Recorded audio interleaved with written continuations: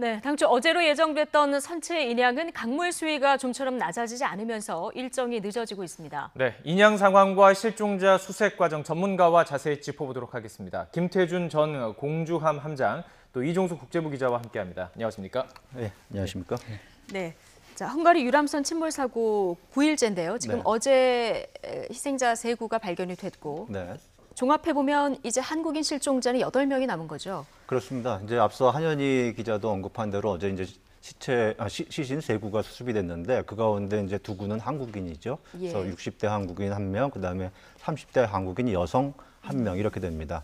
그러면은 이때 지금 이제 33명의 탑승자 가운데서 지금 7명이 생존했으니까 이제 26명인데 예. 이 가운데 지난 3일 날 추가로 이제 그 시신을 수습하기 시작하면서 연이어 예. 이제 시신을 수습하고 있지 않습니까? 예. 그래서 이제 거기서 사망 확인자가 총 18명이고요. 18명. 예. 네, 그러면 26명에서 이제 18명을 빼고 하면 이제 8명, 8명의 실종자가 이제 남게 된 셈입니다. 예. 예. 지금 이제 8명의 남은 실종자를 찾는 것이 지금부터 가장 급선무가 될 네. 텐데요.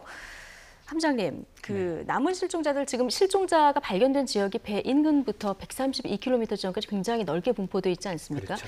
지금 또 수색 작업을 할 때 어디에 포인트를 둬야 가장 효율적일까요? 지금 보면은 그 침몰선 안에 예. 몇 구가 있을지는 몰라요. 네.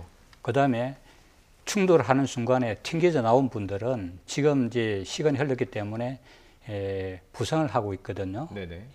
그렇기 때문에 몇 명이 선체에 있는지 모르기 때문에 선체는 이제 선체대로 수색을 진행하고 예. 그다음에 인양을 해야 되고 나머지 그 실종자들을 범위를 확대해 가면서 지금과 하는 것처럼 헬기 그다음에 그 물 위에서 예. 저 보트를 가지고 하고 그다음에 육상을 가면서 그다음에 뭐 이렇게 종합적으로 예. 계속적으로 범위를 확대해 가면서 이렇게 해야 될 것이며 현재 유속을 볼 때 지금 130km 이상 떨어지는데 실제적으로 유속을 할 것 같으면 저 한 500km 이상 갈 수 있는 그러니까 충분한 범위다. 이 범위를 확대해서 하는 게 찾을 수 있는 가능성이 예. 높다 이렇게 생각합니다. 수색의 골든타임이라고 해서 이제 시신이 떠오르는 시각에 대해서 이제 계속 이야기가 나오고 있는데요. 떠오르기 시작한 시점이 벌써 한 사흘 정도, 나흘 정도가 흘렀습니다. 그렇다면 그렇죠. 지금쯤이면 다시 가라앉을 가능성도 있을까요? 다시 이제 가라앉을 가능성이 있고 예. 또 그대로 이제 여러 가지 이제 복합적인 그 영향이 있기 때문에 계속 그 흘러 나갈 수가 있습니다. 네. 예.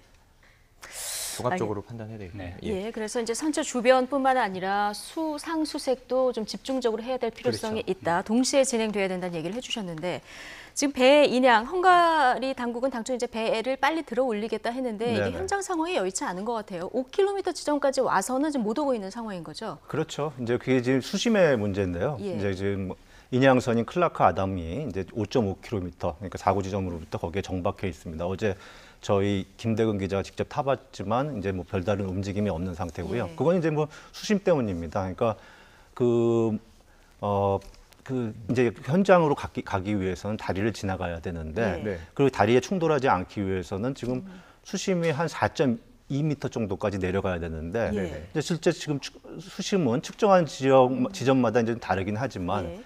최저 수심이 4.5m입니다. 그러니까 지금 이제 더 이상 4.2. 예. 30cm 정도가 더 내려가야 그렇죠. 움직일 수 있는 거죠. 예. 네네. 그러니까 이제 이쪽 그 선장 쪽에서는 아담 클라크 선장 쪽에서는 거기에 대해서 이제 무리해서 가다가 이제 뭐 좀 일이 여의치 않게 되면은 상당히 좀 문제가 될 수 있기 때문에 일단은 수심이 낮아지기를 이제 기다리고 있는 상황이죠. 예, 이게 9m에서 7m까지 빠지는데 한 일주일 정도 걸렸었거든요. 네. 근데 지금 현장에서 날씨 때문에 그렇습니까? 이 수심이 빨리 안 내려가는 이유는 뭡니까? 네, 날씨도 작용을 예. 하는 것 같습니다. 그러니까 좀 덥다고 해요. 그래서 예. 이제 상류 쪽에 이제 이게 단유 구간이 기니까요. 상류 쪽에서 이제 그 물이 높고 그런 것들이 이제 내려오면서 이 수심이 이렇게 낮아지지를 않고 있다고 합니다. 예, 수심이 낮아지기를 기다려야 되는 상황인데 선체 인양이 늦어지는 이유가 좀 존재하는 것 같습니다.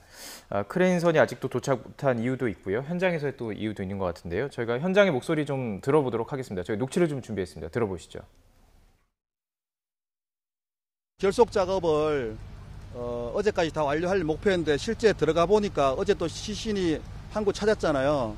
손상된 부분이 또 일부 좀 발견이 돼가지고 어제 다 할 수가 없었습니다. 네, 함장님 일단 결속 작업이 중요한데 결속 작업이 배 상태나 이런 걸로 그것도 이제 여의치 않고 그러다 보면 희생자 발견되면 이것 때문에 또 늦어지고 이런 상황이 지금 반복되는 네. 이런 상황이라고 좀 보면 될까요? 그렇죠. 우리가 흔히 볼 때 어떤 작업을 할 때 육상의 경우만 이렇게 상상을 하는데 네. 바닷속은 장애물이 굉장히 많습니다. 우리 비교를 해볼 것 같으면은 예컨대 바람이 많이 부는 태풍 상에 가끔 앵커들이 나와서 그 방송을 하잖아요. 예. 그 태풍이 불 때 아무것도 안 보이고 예. 그 다음에 산소통을 들어가고 예. 그 다음에 부딪히면 그 위험하기 때문에 이런 그 물속의 상황이기 때문에 접근이 어렵고 예. 그 다음에 예상하지 못했던 것처럼 들어가 보니까 다른 파공이 있더라. 또 다시 막아야 되고 네. 아무것도 안 보이고 그 위험한 상황들이 많기 때문에 우리가 지상에서 생각했던 전혀 다른 세계에서 작업을 하고 그 다음에 유속이 빠르고 위험하고 산소통을 메우고 이런 것들 때문에 작업이 우리가 예상했던 것보다 훨씬 많이 길어지고 또 안전을 생각하기 때문에 이 시간이 지연되고 있다고 네. 생각합니다. 예. 자, 그렇다면 어쨌든 순조롭게 만약에 그 크레인을 걸게 되고 인양 작업이 이루어지게 된다면 어떤 식으로 진행이 되게 됩니까? 이제 그 클라크 아담 이 예선이 올 왔을 때 때, 예. 오는 중에 지금 보면 밑에 들어가서 그 침몰 선박에 인양을 하기 위해서 인양 줄을 매야 되지 않습니까? 네. 이게 이제 바닥에 닿아 있기 때문에 예. 이 밑에 줄을 넣어 가지고 예. 이 균형을 맞춰 가지고 네. 이 작업이 생각보다 굉장히 그렇죠. 어렵다고 굉장히 하더라고요. 어렵죠. 세월호도 예. 마찬가지고 천안도 마찬가지고 그 작업이 굉장히 어렵습니다.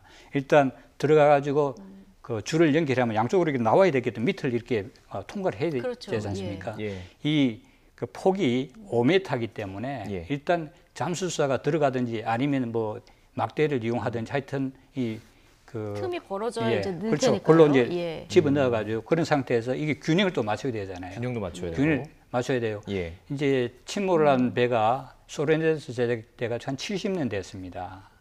그리고 이제 기본적으로 한 50톤 정도의 그 무게가 들어가는데 거기다가 이제 다른 물도 있고 해가지고 네네. 보면 한 100톤 정도 잡으면 이걸 균형 있게 해가지고 올려야 되는데 여기서 그 잘못하면은 파손될 위험도 있죠. 이제 그게 준비 단계고 그다음에 오면은 이제 인양을 해야 되는데 말이죠. 인양할 때도 이게 한 3단계가 있어요. 우리가 저 바다에 가 보면은 갯벌에 발을 넣어 보면은 이제 예. 올라오기 힘들죠. 힘들죠. 흡착력이 있습니다. 네. 강바닥에 보면은 지금 그 모래라든가 그 토사가 유실되면 이게 침진되거든요. 네네. 그럼 여기 딱 붙어요. 일단 드는 작업이 예. 선행. 그러면은 기본 그 한 50톤의 배 무게와 물 무게 플러스 흡착력이 있기 때문에 이때가 제일 힘듭니다. 예. 그래서 올리고 그다음에 이제 올라오면은 그다음부터는 배 안에 있는 거하고 물하고 무게가 있거든요. 그건 네. 이제 좀 비교해 볼 때 상대적으로 쉽지만 그다음에 또 올라오면은 예.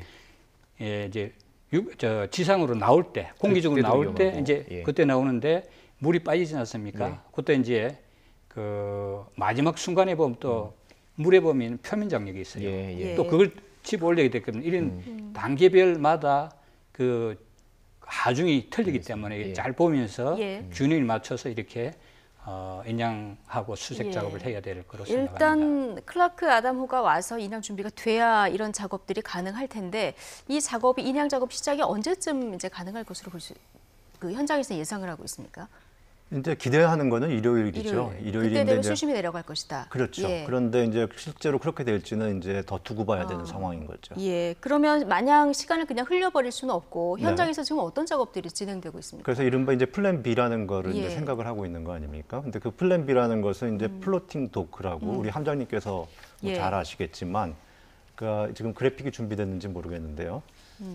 그 예. 이제 그 지금 침몰된 허블 레나이호 예, 예. 호의 양옆에 이제 바지선을 띄우고요. 네. 그 예. 바지선이 지금 이제 와이어를 통해 갖고 서로 이제 그 연결을 네. 시키는 거죠. 예. 그러면 이제 바지선이 양옆에 있으면서 물을 채우면은 이제 좀 가라앉지 않겠습니까? 그러면 수면 밑으로 들어왔다가 이제 물을 빼면 또 올라가는 거죠. 그러면 이제 물이 이제 올라가면서 예. 침몰된 유람 준비했습니다. 네, 예, 그 선박을 침몰된 내렸다 이제 올라오면서. 허블 레아니오도 조금씩 올라간다고 해요. 그래서 예. 이제 그러니까 양쪽에 바지선을 준비시켜 놓고 그렇죠. 그리고 이걸 이제 지금 이제 이용해서, 예. 와이어가 있지 않습니까? 네. 미리 지금 결석하기 위해서. 그래서 그 와이어로 이제 연결을 시켜 놓고서는 그 선박에 물을 넣었다 뺐다 하면서 가라앉았다 올라왔다 이렇게 네. 부양했다 하면서 이제 허블 레아니오도 예. 이렇게 차츰차츰 올라와서 수면 위로 올라오게 예. 하는 그런 방식이란 거죠. 예, 그러니까 현장에서 지금 말씀하신 플로팅 도크 이 방법에 대해서 지금 플랜 B로 가지고 있는데요. 여기에 대해서 지금 어떤 생각을 현장에서 판단을 하고 있는지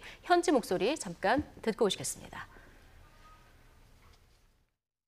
양쪽에 그 바지선 그거와 거기에다가 추가적으로 와이어를 더 연결하면 되기 때문에 그 준비하는 시간은 별로 차이가 없고요.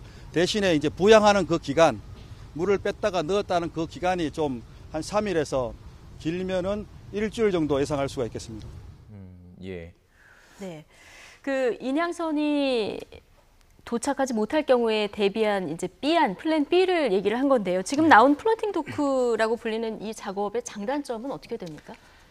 네, 지금 보면은 그 작업하는 데를 보면 시간은 예. 그 거의 비슷하게 그 걸릴 거로 생각이 되는데 비슷하군요. 말이에요. 예. 예. 근데 이제 저기 준비해가지고 올리는 과정에 있어서 이 시간이 많이 조금 전에 말씀하신 것처럼 물을 이제 균형을 맞춰가지고 서서히 뽑아내야 되기 때문에 물 넣어가지고 뽑는 물을 넣었다 뺐다 하면서 이제 예. 들어 올리는. 예, 그 과정에서 시간이 좀 많이 소요될 것이다. 네. 근데 인양선 오면 준비가 되면 말이죠. 이게 이제 아까 말씀드렸지만 그런 그 한 세 단계의 하중의 그 변화만 잘 고려하면서 바로 올릴 수 있거든요. 그래서 네. 하루 정도만 하면 충분히 올릴 수 있는데 빠르죠, 이게. 네, 네. 그러나 저기 이제 플로팅 도크는 이 물을 이제 서서히 빼가지고 올리가 되기 때문에 시간이 많이 걸린다는 일단 게 배를 단점이 있습니다. 들어 올릴 때까지 시간이 차이가 그렇죠. 많이 나는군요. 예, 예. 서서히 이제 물을 빼면서 그 불에 의해서 배를 띄우기 때문에 예. 시간이 많이 걸린다. 이게 목조선으로 알려져 있는데 시간을 끌면 끌수록 더 좀 불리한 거 아닙니까? 지금 사고가 난 예. 유람선이요. 유람선. 예. 제가 볼 때는 그 시간이 갈수록 유리할 리는 없죠. 네. 그러나 며칠이 상관은 제가 볼 때는 큰 차이는 예. 없을 거로 생각합니다. 그러면서 이 며칠 이 사이보다는 안전이 더 중요하다. 네. 그리고 작업 절차가 안전하고 파손 없이 인양하는 것이 더 중요하다 이렇게 생각이 됩니다. 근데 이 플로팅 도크 방식이 앞서 그 세월호 때도 시도를 하려다 잘 안 된 그런 부분을 우리가 기억을 하고 있는데 여긴 강이라도 유속도 굉장히 더 강하지 않습니까? 이제, 정조 예, 시간도 없고요. 유속은 예. 강하지만 그 세월호는 여기에 비하면 엄청나게 큰 배였죠. 네. 한 5천에 7천 톤 됐는데 예. 이렇게 물 무게하면은 10배가 넘는군요. 그렇죠. 비교를 할 수가 없네요. 물 무게를 그 감당하지 못해 이제 지난번에 저 세월호 할 때는 평균수를 이렇다가 말이죠. 물이 예. 한쪽으로 쏠리니까 5천 내지 7천 톤 한쪽 쏠리면 어떻게 됐어요? 그냥 그 부분에 예.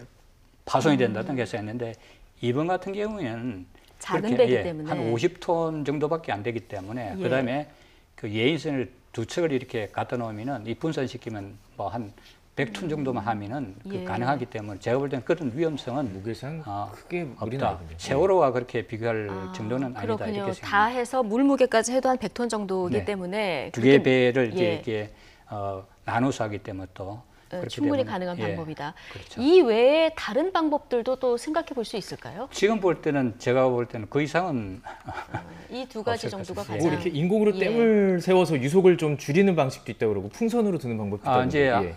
저 세월호 때 다이빙 벨 뭐 이런 이야기까지 나왔는데 예. 실제적으로 이제 그건 접근하는 방법이었고 제가 볼 때는 예. 지금 가장 현실적이고 실행 가능한 이런 방법들은 지금은 예인선하고 네. 플로팅 플로팅 도커 도크. 이 예. 두 개의 방식이 가장 적합하다 이렇게 판단합니다. 예, 어쨌든 지금 되짚어 볼수록 굉장히 안타까운 예. 사고 소식을 저희가 지금 며칠째 계속 전해드리고 있는데 이 크루즈 바이킹 쓰긴 선장이요. 네. 지금 이 선장의 과실 쪽으로 이제 무게가 실리는 분위기인데 2달 전에도 또 충돌 사고가 있었다고 해요. 예, 그렇습니다. 그 헝가리 검찰 측이 밝힌 내용이에요. 그 크루즈 이제 선장이 이제 2달 전에 네덜란드에서 이렇게 운항을 하는 도중에 이제 여러 가지 이제 추도할 경고를 이제 보냈는데 네. 그걸 무시하고 예. 이제 운항을 강행하다가 유조선과 부딪혔고 그 과정에서 이제 배에 그 옆에 구멍이 나는 그런 사태가 있었다는 겁니다. 예, 근데 선사 측에서 40년 동안 사고 경력이 없었다. 베테랑 선장이었다. 이렇게 얘기하지 않았습니까? 그렇죠. 변호인이 그렇게 변호인이 얘기를 그렇게 했죠. 얘기했죠. 예. 그러니까 그 검찰 측이 밝힌 내용에 따르면 이제 그 내용은 완전히 허위 주장인 셈인 거죠. 그런데 이제 이 선장이 소속돼 있는 회사가 있습니다. 바이킹 예. 크루즈라고 하는데 그쪽에서 얘기하는 것은 그 선장이 네덜란드에서 사고를 낸 크루즈선에 타고 있었던 건 맞다. 그런데 네. 선장의 역할을 한 것은 아니다. 이렇게 지금 부인을 하고 있습니다. 아, 그러면서 예. 이제 언론에다가 그런 내용의 이제 성명서 같은 것을 보냈는데요. 거기서 이제 덧붙이는 거는 그 2달 전 사고, 그다음에 지금 이번에 헝가리 참사 이 2가지 사고를 이제 검찰이 수사를 하고 있으니까 더 이상 우리가 부연해서 뭐 설명할 것은 없다. 이렇게 예. 얘기를 하고 있습니다. 아무래도 변호인 측에서는 뭐 보호하는 게 뭐 목표일 테니까요. 법정에서도 분명히 이 과정 속에서 축적되어 있는 경험들을 가지고 판단을 내릴 겁니다. 이제 함장님께서는 계속 운행을 해보셨고 이 과정들을 지켜보시면서 분명히 선장의 운행 과정에 대해서 가지고 계신 생각이 있을 것 같은데요. 사고 네. 원인에 대해서 좀 짚어주시죠. 지금 제가 판단할 수 있는 그 자료는 말이죠. 예. 언론에 발표된 내용 그리고 그 유리 선장 충돌한 바이킹 시그노의 선장 지금 구속돼 네. 있죠. 그분은 법규를 위반하지 않았다. 그 다음에 또 두 번째는 뭐냐면은 어쩔 수 없는 상황이다. 이런 걸 이제 나왔어요. 예. 헝가리 측 그 경찰이라든 검찰 쪽에는 전혀 나오는 게 없습니다. 그러면 이 기본적인 생각을 이렇습니다. 어떤 여론적인 그 몰이 재판 이게 영향을 받지 않고 안에 자기들만 가지고 있는 자료, 그다음에 CCTV도 나와 있거든요. 이런 걸 가지고 정확한 그 조사를 하고 있다고 생각하면서 한 가지만 제가 덧붙이고 예. 정정을 정확하게 말씀드릴 부분은 지금 선박 측 회사에서는 그 2달 전 사고 당시에는 이 사고를 낸 그러니까 지금 이 크루즈 시건호의 바이킹 시건호의 선장이 2달 전에는 선장이 아니었다 이렇게 주장을 하고 예. 있다고는 합니다. 일부는 말씀을 드리고 계속 이야기 들어보면 좋을 것 같아서 예. 그 부분은 저도 정확하게 잘 모르지만 예. 그 말을 토대로 설명을 할 것 같으면은 예. 이런 그 가정을 할 수 있어요. 예컨대 선장을 다른 사람을 이게 준비하는 수습 기관이겠다든가 그러면 2명이 타고 있었으면은 이 말은 바꿀 수 있어요. 그렇게 예. 할 수 있습니다. 예. 충분히. 그렇기 때문에 네. 이 부분에서는 앞으로 그 법적으로 다툴 문제는 예. 여지가 있기 때문에 그래 네네. 지금 여기서 판단할 그는 못되고 말이죠. 예. 그렇습니다. 예, 이 원인 규명을 위해서 우리 정부도 이제 헝가리 당국에 지속적으로 이제 협조를 요청하고 있는 이런 상황인데요. 이종수 기자, 사망자 운구 절차가 이르면 이번 주말부터 시작이 되는 겁니까? 예, 그렇습니다. 예. 이제 뭐 희생자 시신도 계속 잇따라 이제 수습이 되고 있고요. 또 이제 본격적인 이제 선박 인양을 앞두고 있으면서 이제 이번 주말쯤부터는 일부 희생자의 이제 시신이 운구되지 않을까 예. 이제 이런 전망들이 나오고 있고요. 뭐 헝가리 측에서도 이제 사망 확인자나 사망 진단서를 발급하기 시작했습니다. 그리고 일부에서 이제 화장을 할 수도 있는데 화장을 네. 이르면 오늘부터 시작될 예정입니다. 예, 알겠습니다. 지금 시신 수습이 되고 있기 때문에 8명의 남은 실종자도 가족의 품으로 돌아올 수 있었으면 좋겠습니다. 김태준 전 공주함 함장 그리고 이종수 국제부 기자와 함께 관련 내용 자세히 짚어봤습니다. 말씀 고맙습니다.